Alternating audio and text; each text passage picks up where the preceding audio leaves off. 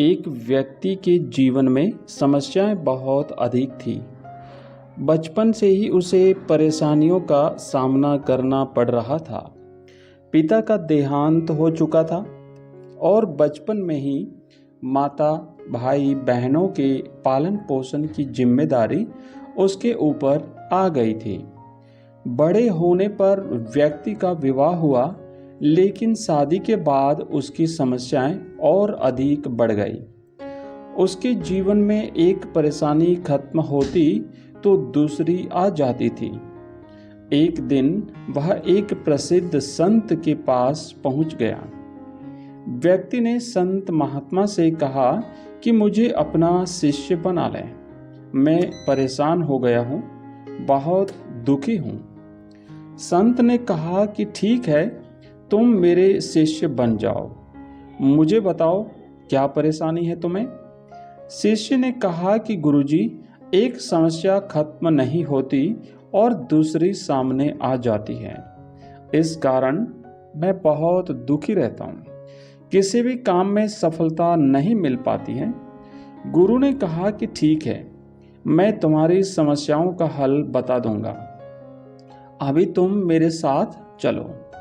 गुरु अपने नए शिष्य को लेकर एक नदी के किनारे पहुंच गए।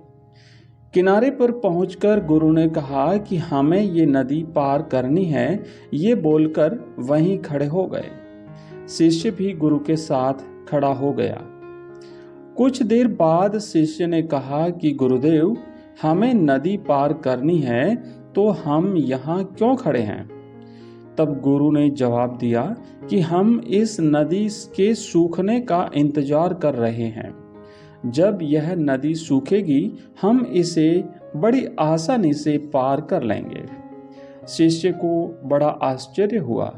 वह बोला, गुरुजी, ये कैसी बात कर रहे हैं?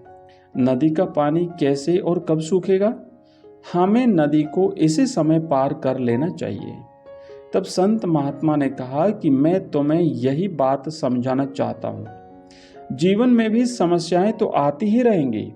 हमें रुकना नहीं है, लगातार आगे बढ़ते रहना है। तभी तो हम उन्हें हल कर पाएंगे।